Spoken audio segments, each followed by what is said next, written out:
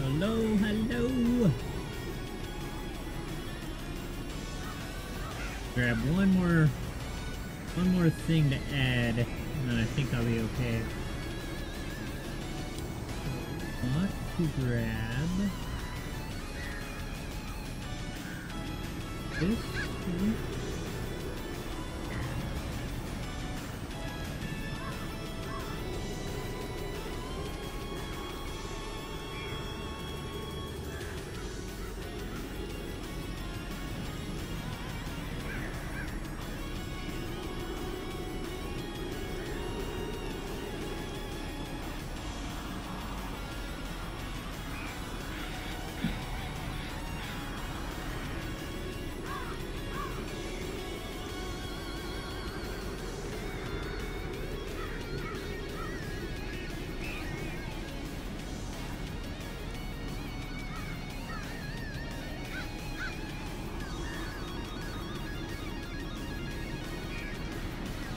Always way too big.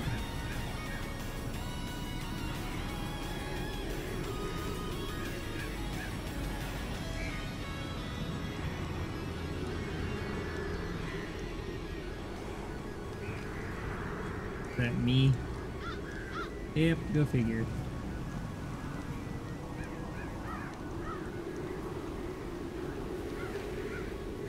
You can't tell whether it's me watching myself or if it's somebody else watching me.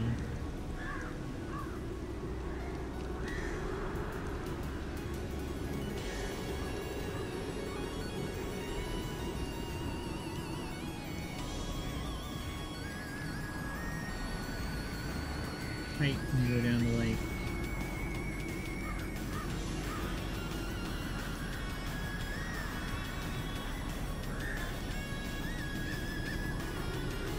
Be a little smaller.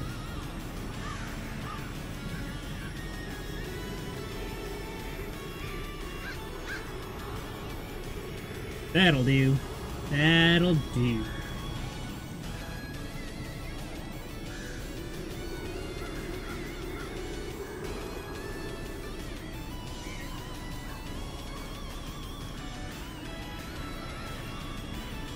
I'm gonna stay live for a couple of minutes here and see if anybody tunes in. If nobody shows up, I'll go ahead and start playing.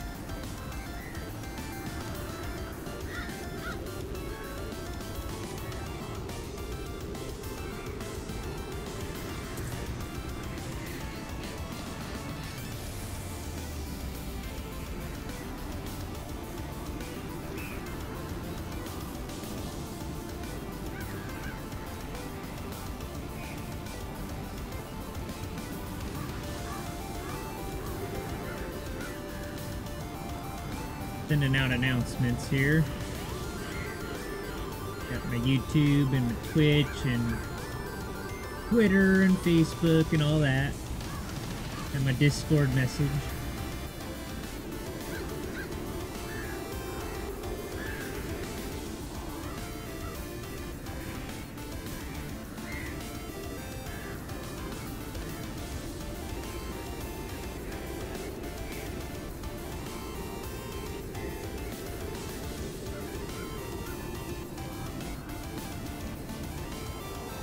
So that lets you use CSS as well, probably. So that's how you would change the font of that. Okay. There's not a font option inside the dashboard for Streamlabs. But you can control the font inside OBS, I think.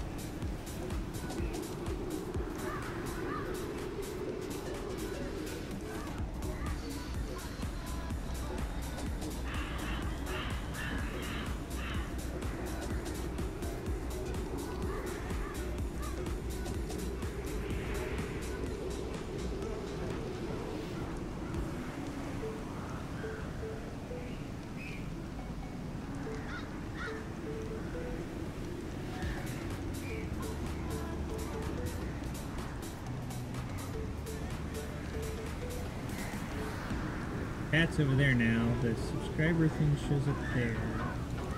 That's gonna totally cover it up. So I'm gonna move this like over here somewhere.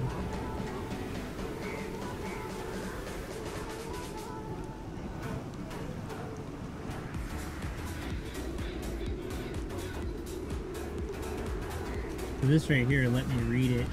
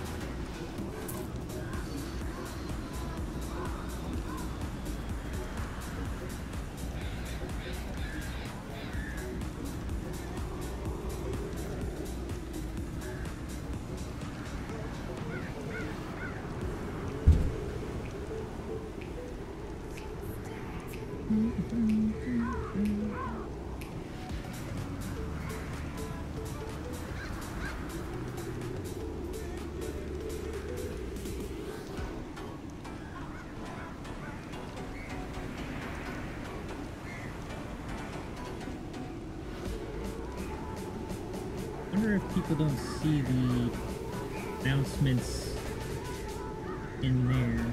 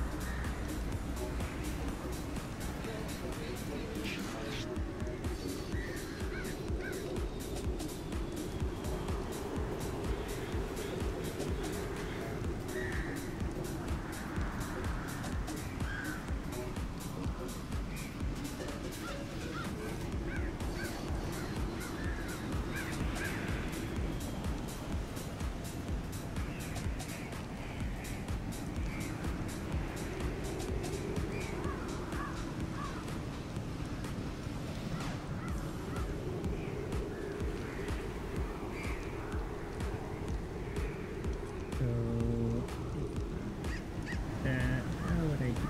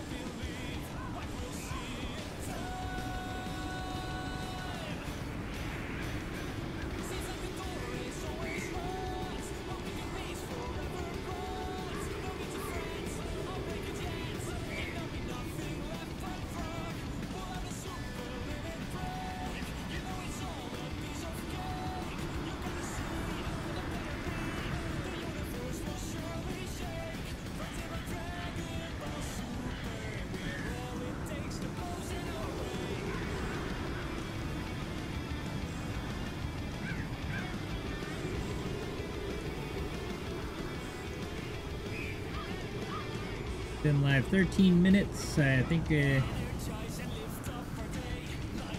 was plenty of time for people to tune in, and nobody has, so I might have to just click play.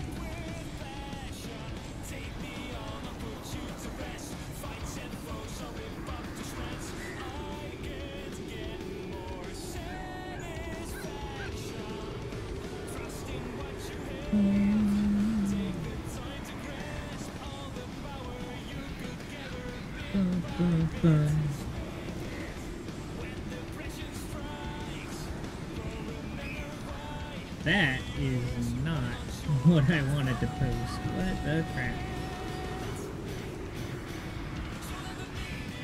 I posted like a bunch of gibberish. There we go.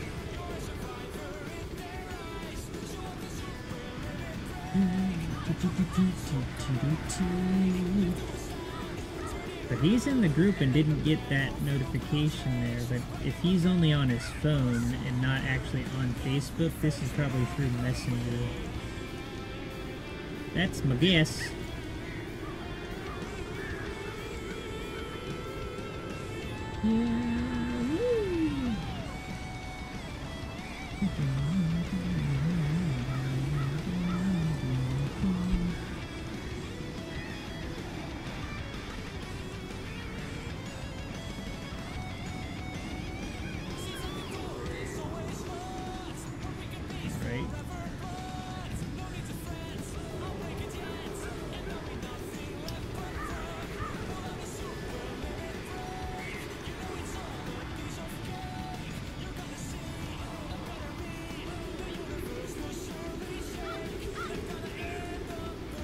So is that going to go to my timeline? I don't know.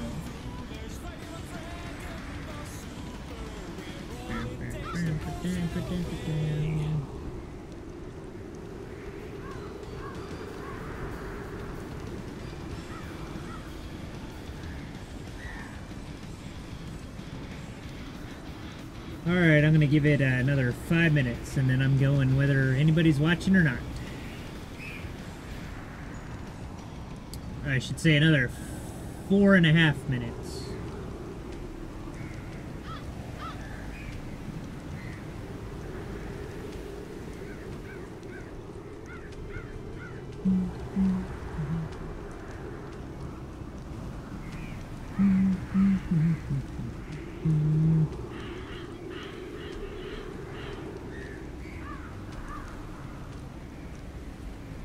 It definitely didn't show up on my wall. So exactly how do I get it to show up on my wall? That's not right.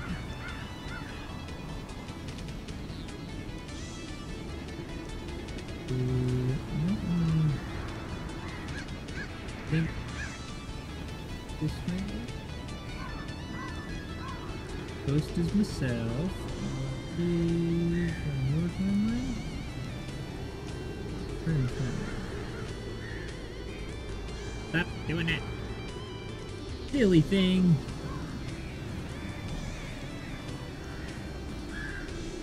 Okay. So your timeline is probably right, I guess?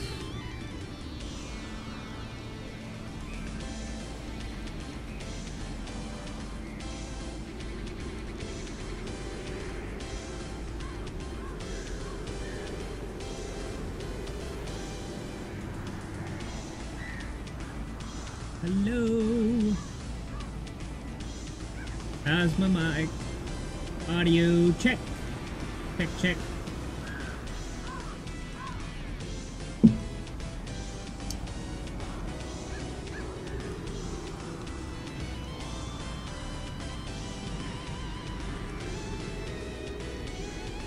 So does that go to my timeline, or did that go to my group timeline? Oh, okay, yep. There we go. Now I can close that out.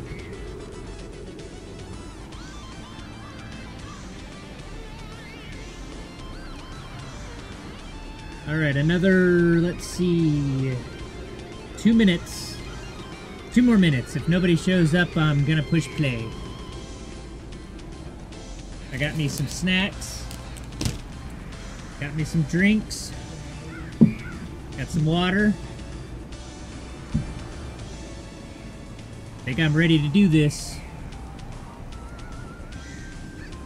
Try to manage this town I'm gonna be in charge of.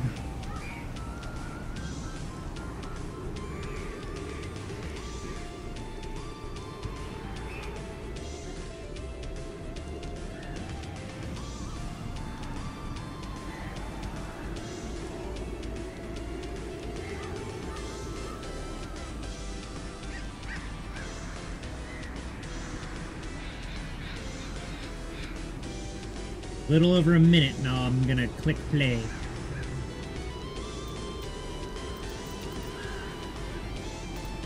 So the way the game does the naming scheme is, it'll be the, whatever you name it here, estate. So it should be the BigTon estate. Hopefully that works anyway, because that's what I wanted to say.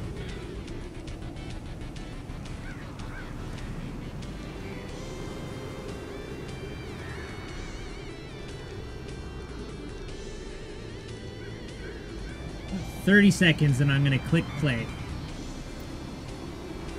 Trying to give people time to load into the chat, get the notifications and whatnot.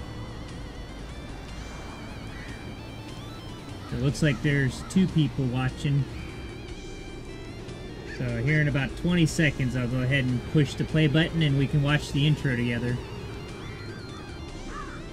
For a 2D sprite kind of game, I think the intro and stuff's pretty good.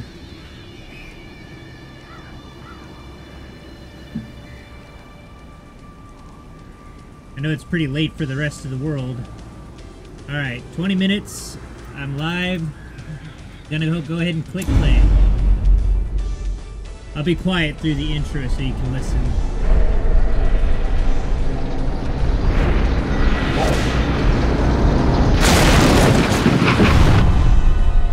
Seems a little loud. You will arrive along the old road. It winds with a troubling, serpent-like suggestion through the corrupted countryside, leading only, I fear, to ever more tenebrous places. There is a sickness in the ancient pitted cobbles of the old road, and on its writhing path you will face viciousness, violence, and perhaps other damnably transcendent terrors.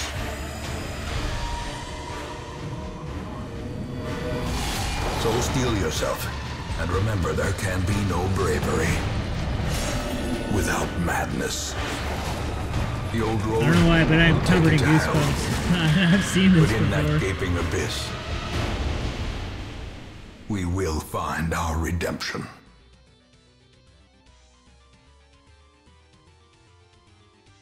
That was pretty epic.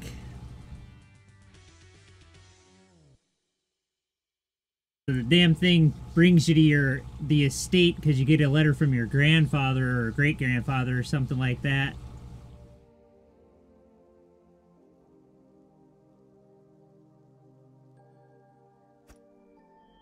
So this is what the gameplay is going to look like. Kind of like a strategy game, sort of. Combined with like an RPG. So you get like experience and level up and stuff, and each of your guys has skills and whatnot. It also has the side view type of thing like you would expect in like a classic JRPG. You navigate. Have run up these lanes. Keep to the side path. The hamlet is just ahead. You navigate using the menu here. So basically you click on the next little room here, and then you walk along each of these little tiles. Each of these tiles here in the middle can have like random events, fight encounters, or what are called curios, which are basically interactable objects that require usually an item on your part to like cleanse it or not get cut by it or things of that nature. So the description of the game, so here's one of those random encounters. In brutal fashion, that all may hear of your arrival. This isn't random. The beginning of the game, it's always the same as far as what fights happen here. So make him bleed out so he takes 2 damage each turn. Nice dodge. Obliterated. Big old crit there. Seize this momentum. Push on to the task's end. So criticals, I think, give you light, like on your torch. They also have a chance of reducing your stress. So in this game, it's all about stress. Like, you actually don't die if you reach 0 HPs. It puts you on what's called Death's Door, which means that you have a significant chance of dying the very next time you take damage. But there's a stat in here. This death blow stat right here is basically your chance to resist dying if you take damage. Death in this game is permanent. So if you die, if the character dies, that's it. He's dead. One of the interesting things of this game is that you, the player, is not actually any of these characters. You're actually the mayor of the town who's sending these guys out on you know, to go explore and bring you back money and whatnot. So here's an example of a curio. So usually they can be trapped. So what I usually do is whoever has the best trap skill here, he's got an 80% chance to disarm it if it was trapped, but this usually isn't trapped. It wants you to interact with it in some way, but because this is the beginning of the game, I don't really have anything to interact with. So I'm just gonna go ahead and just reach inside there. Found some money. Unchecked. There is much to be found in forgotten places. So an ambush. Send these vermin a message. The rooms, the big rooms, has returned, and their kind is no longer welcome. Try not to talk over the narrator guy. The big rooms is where you experience like pretty much like guaranteed fights, or it'll be like if you're on a quest and it says like go get 3 of these items or cleanse like, you know, 4 of these relics or something. Usually they will be in these large rooms here. So we are going to. So one of the things that isn't really clear, I think it might have explained it in that pop-up, but I skipped past it. But this guy takes up 2 spaces, which means that this guy here, if you look at the skill here, you see that there's the 4 like white dots and then the 3 red dots. Well, 2 red dots and then 2 blank. That's telling you what rows he can reach. So he can only reach the 1st and 2nd row. So if I pick this skill, I actually can't attack this guy, because he's technically in the 3rd row, even though there's only 2. It's because this dude's taking up 2 spaces. So I'm gonna make this guy bleed.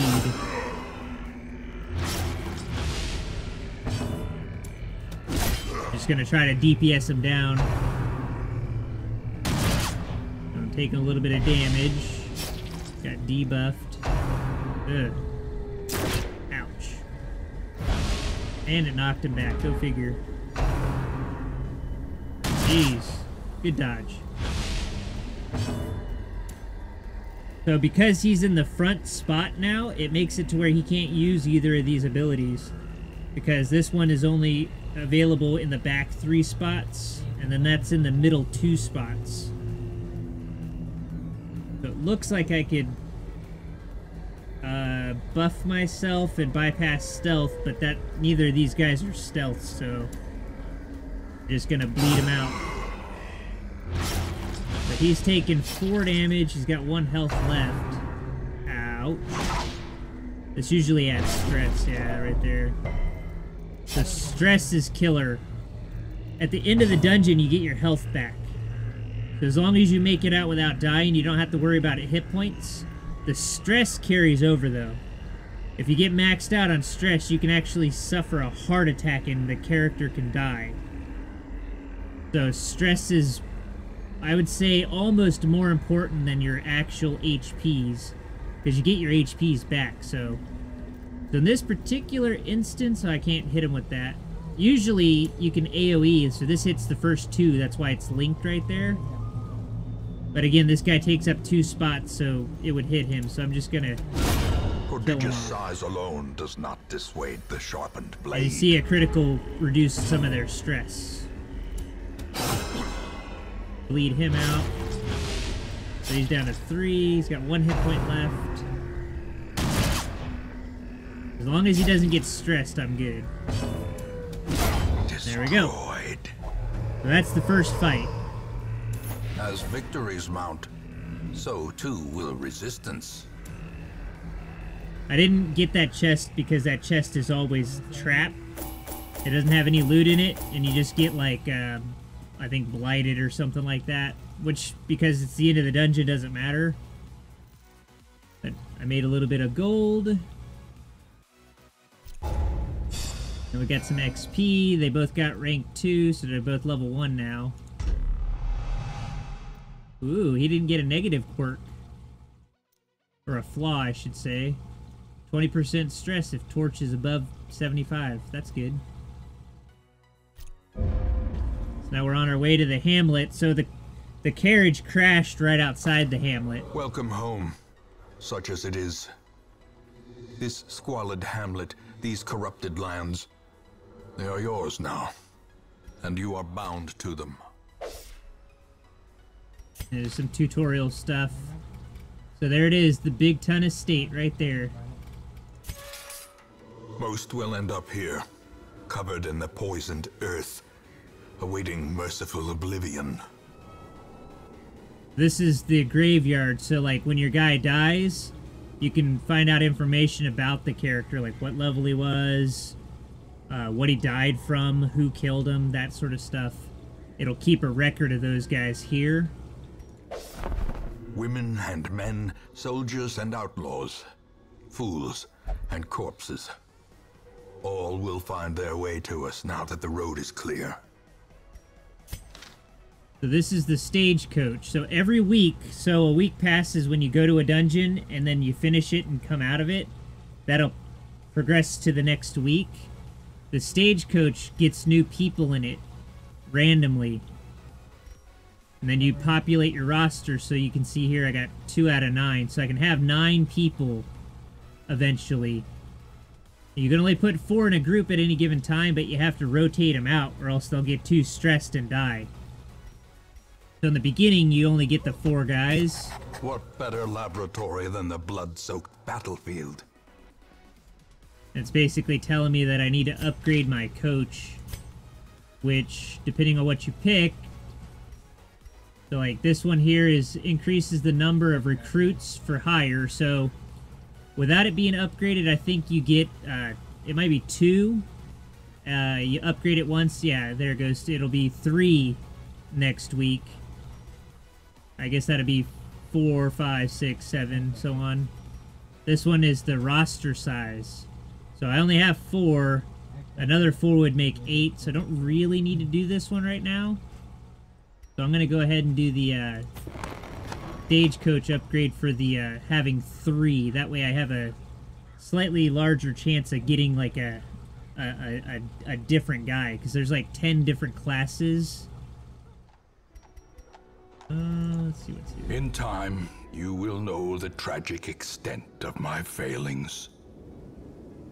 So this is your ancestor.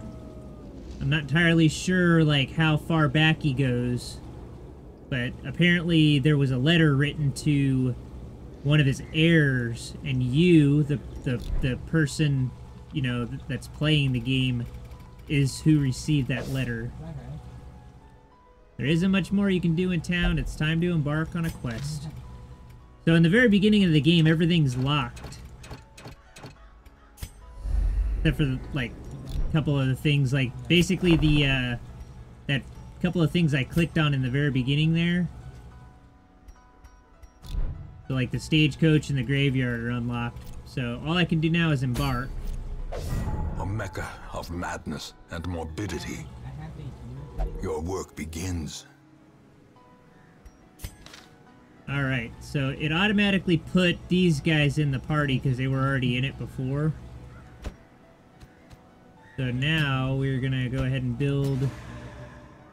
So, depending on the order of classes, you can trigger this, I don't know what you would call it, almost like a preset. So this has this arrangement of classes in this particular order is called the usual suspects. And it looks like everything's locked still, because like this is the first run, you know. So this is that little notice board thing. You get relics that you can use to buff up your characters. So as you eventually get to unlock all these skills, you can only ever have 4 at a time, though. So you have to, like, pick and choose depending on, you know, what kind of strategy you want to use or whatever.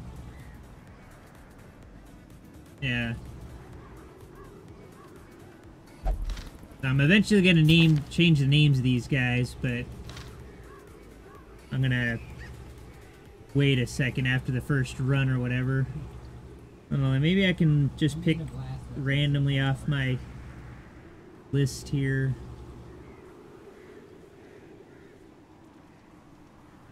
And we'll just pick the first.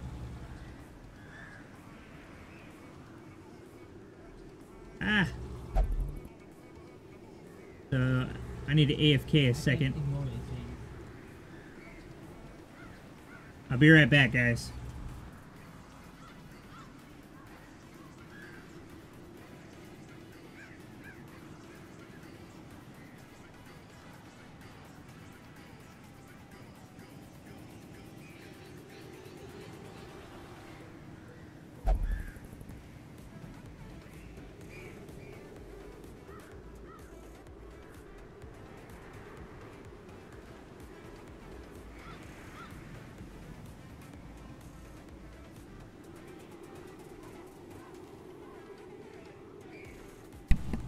Alright.